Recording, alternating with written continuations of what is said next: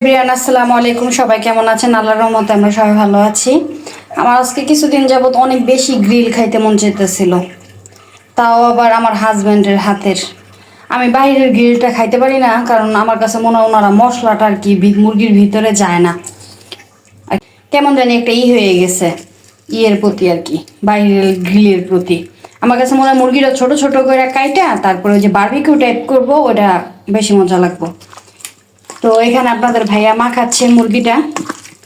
এখানে কি কি দিছো? তুমি বলে দাও, তুমি তো দেখলে সব, আমি সবগুলো নাম তো বলতে পারবো না। এখানে দিচ্ছে হচ্ছে কি আপনার সয়া সস, আদা রসুন বাটা, তারপরে গোলমরিচের গুঁড়া, তারপরে বারবিকিউ মশলা, না বারবিকিউ মশলা, তারপরে মরিচের গুঁড়া, তারপর দিছে ধনিয়া গুঁড়া, গরম মশলা গুঁড়া, তারপর লেবু দিল। এগুলা কি করতে জানো? আমরা একটা ভুল করছি। এগুলো আগে মশলাটা রেডি করতে হয়, তারপর একটা একটা করে মুরগি মাখাইতে হয়। আমরা আর কি আমার তাড়াহুড়া করতেছি আর কি, আমার ক্ষুধা লাগছে বেশি, তো এর লেগা শর্টকাটে করতে চাচ্ছি। এভাবে ভালোভাবে মাখিয়ে নেবেন, মাখিয়ে কিছুক্ষণ রেখে দিবেন। সরিষার তেল দিবে না? হ্যাঁ, একটু দেওয়া যায় সরিষার তেল। সরিষার তেলটা দিলেই তো ঝাঁঝালো ফ্লেভারটা সুন্দর আসে। পরবর্তীতে যদিও মাখাই দিতে পারো।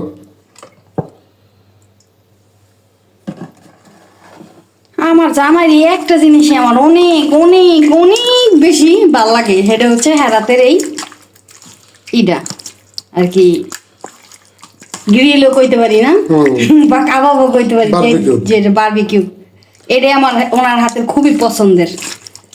আমি আরেকটা জিনিস পারি, কোরাল মাছ বা তেলাপিয়া মাছ কলা পাতার মধ্যে দিয়ে এইভাবে একটা বারবিকিউ, এটা খুব ইন্টারেস্টিং হয়। কোনদিন সময় সুযোগ হলে ইনশাল্লাহ দেখাবো। দেখাবা। এখন কি এটা রেখে দিবে? এটা এইভাবে তোমার 15-20 মিনিট থেকে আধা ঘন্টা রেস্টে রাখবো আর কি। আধা ঘন্টার মতো রাখলে ম্যারিনেট করা, যেটাকে বলা হয়, তাহলে মশলাটা ভিতরে ভালোভাবে অবজার্ভ হয়। এই যে আমাদের ইলেকট্রিক চুলায় আপনাদের ভাইয়া আসলে গ্রিলটা করবে, তো সেই জন্য চুলাটা যাতে নষ্ট না হয় সেই জন্য একটা ফয়েল পেপার দিয়ে নিছে, আর চুলার সাথে আমাদেরকে একটা স্ট্যান্ড দেওয়া হয়েছিল, সেটা দিয়ে নিছে। এখন গ্রিলগুলা সে করবে। এই যে অলমোস্ট 1 ঘন্টা হয়ে গেছে না? এখন হচ্ছে কি গ্রিলগুলা ভাজবে। আমরা এখন এগুলা আমাদের এখানে দিয়ে দিব। বিসমিল্লাহ।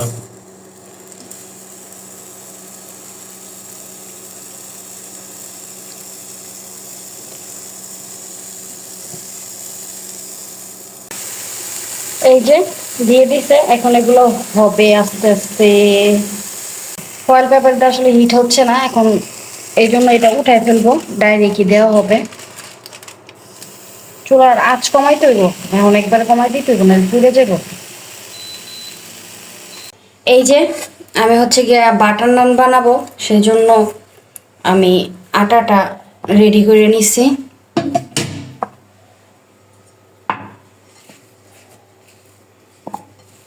আর এই আটাটা হচ্ছে গিয়ে আমি কিভাবে ইস্ট অ্যাক্টিভেট করছি সেই ভিডিওটা আমার শর্ট ভিডিওতে দেওয়া থাকবে, কারো প্রয়োজন হলে দেখে নিতে পারেন।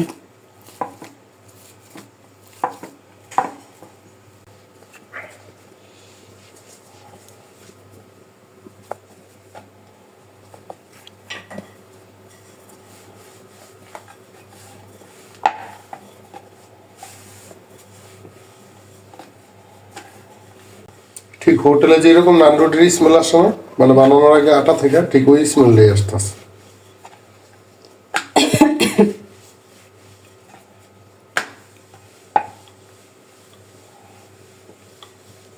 এর উপর একটু রসুন কুচি দিয়ে দিলে গার্লিক নান হয়ে যেত। রাইট, কিন্তু আমরা গার্লিক নান থেকে বাটার নানটাই বেশি পছন্দ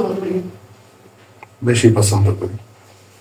আমাদের ঘরে একটা জিনিস আছে, যেহেতু আছে সেক্ষেত্রে দেই। আগে বাটার দিতে, তারপর তেল দিতে। না, বাটারটা তো নামানোর পরে দিমু ব্রাশ করে, যাতে বাটারের গ্রানটা সুন্দরভাবে আসে, এই জন্য দিয়ে পানি দিয়ে দিয়ে লাগাই দিলে জিনিসটা সুন্দরভাবে লাগবে, বুঝতে পারছো? বুঝলাম। বানানো হয়ে গেছে আমার রুটিটা।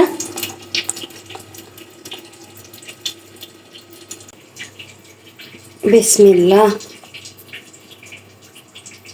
বিসমিল্লাহ বললাম, কড়াইতে দিয়ে দিলাম। এখন একটা ঢাকনা দিয়ে ঢেকে দিব, হোক। উল্টাই দিছি বুঝছো, তেল দিয়ে দিতেছি মোটামুটি। আর সরিষার তেল না? হ্যাঁ, সরিষার তেল, সাথে ম্যারিনেট করলাম না যে মশলাগুলো, ওই মশলাগুলো মিক্স করে নিচ্ছি। এদিকে আমি নান রুটি বানাচ্ছি, এই যে বাটার নান। আর আপনাদের ভাইয়া হচ্ছে গিয়ে ওইদিকে গ্রিল করতেছে। এই যে আরেকটা বানিয়ে ফেললাম। আর চুলা এই যে আরেকটা হচ্ছে। অবশ্য আমার একটু ভুলের কারণে উপরে একটু হালকা পুড়ে গেছে। এখন হচ্ছে এই যে বাটার ডলে ডলে দিয়ে দিব।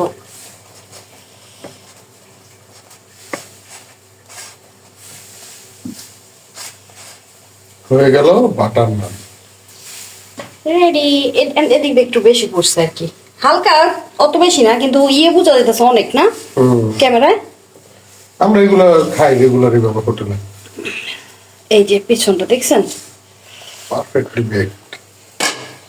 এখন হচ্ছে আমি দ্বিতীয়টা দিয়ে দিব।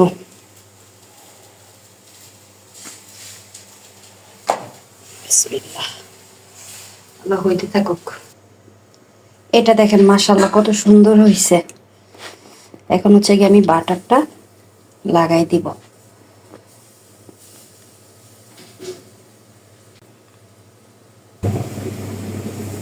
এই দেখেন মাশাআল্লাহ কত সুন্দর হয়েছে।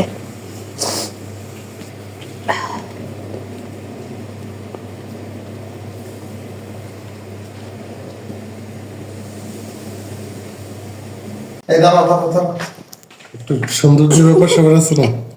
দেখ না, আমার জামাই কি শুরু করছে, প্লেটার সাজাইতেছে। এই যে মেয়োনিজ দিছি, এখন হচ্ছে কি টমেটো সস দিব।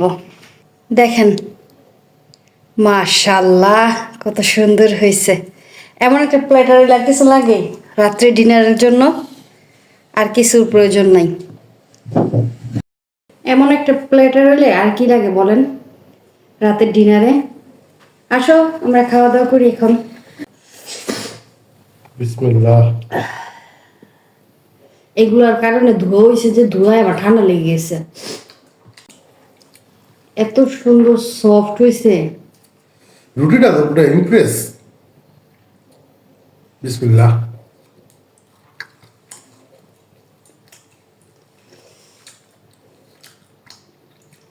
সাথে একটু মেয়োনিজটা আমি বানাইছি। বিসমিল্লাহ।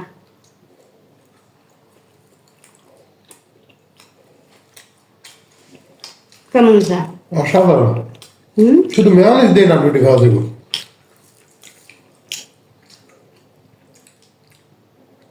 দারুণ সফট হয়েছে নান রুটি। এ দেখেন ভিতরে কত সুন্দর ফ্লাফি হয়েছে।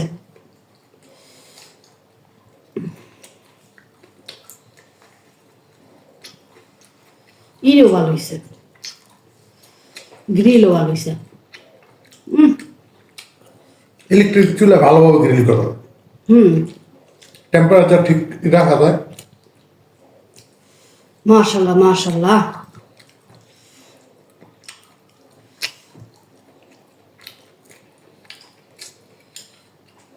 পেঁয়াজ,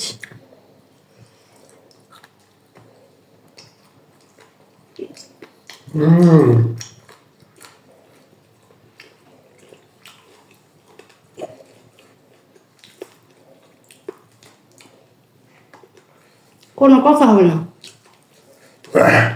এই একটা প্লেটার যদি আমরা রেস্টুরেন্ট থেকে খাইতে যাই তাহলে 1200 থেকে 1500 টাকা পড়বে একটা প্লেটার। আর ঘরে কারণ এখানে একটা মুরগি আর 3টা রুটি। রুটি যে ইচ্ছেদের বানানো, হোটেলে এগুলো বানানো রেস্টুরেন্টে। মেয়োনিজটা অনেক ভালো হয়েছে। মেয়োনিজের রেসিপিটা একদিন শেয়ার করবো আপনাদের লগে।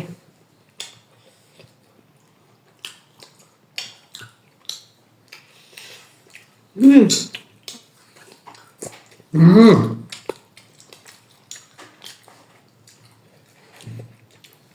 কিছুটা জুসি জুসি স্মোকি স্মোকি একটা ভাব আছে। হুম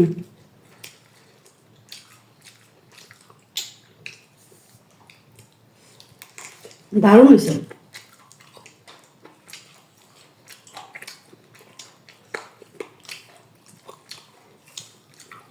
মানে সবকিছু মিলে একদম পারফেক্ট। পারফেক্ট।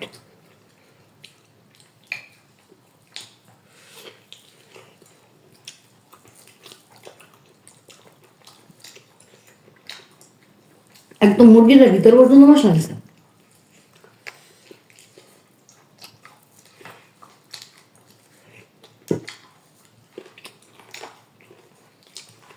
আমার বিয়ার পরে হেরাতের গ্রিল খাওয়ার পরে আমার এখন আর বাইরের গ্রিল ভালো লাগে না।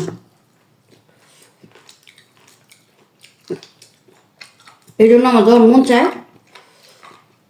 মুরগি টুরগি আনলে কইলে হয় বানাই দেয়। আর মোটামুটি আমার ঘরে সব কিছুই থাকে না, আর গ্রিল বানাতে তত কিছু লাগে না। কিছু লাগে না।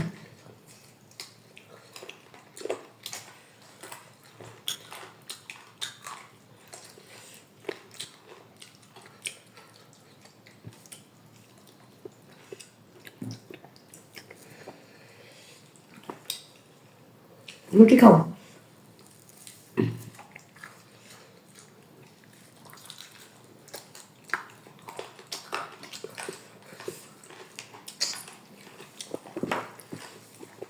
দারুণ খেলাম। অসাধারণ। একবারে যেমন খাইতে চাইছি না বিশ্বাস করো, সেম ওরকম হয়েছে। মেয়োনিজটা ওরকম হয়েছে, গ্রিল যেমন হয়েছে, রান্নার তো কোনো কথাই হবে না,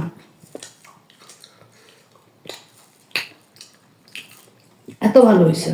নানুটি সেকের ক তার মানে এমনি একদিন এই বানাই দেখুন, পাউরুটি বানাই দেখুন, হয়নি। হবে তো। কারণ আমার এই ব্রেডের যে ইটা না, ইস্টের যে আটাটা না, আমার আবার এই আটাটা অনেক ভালো হয় আমার হাতে।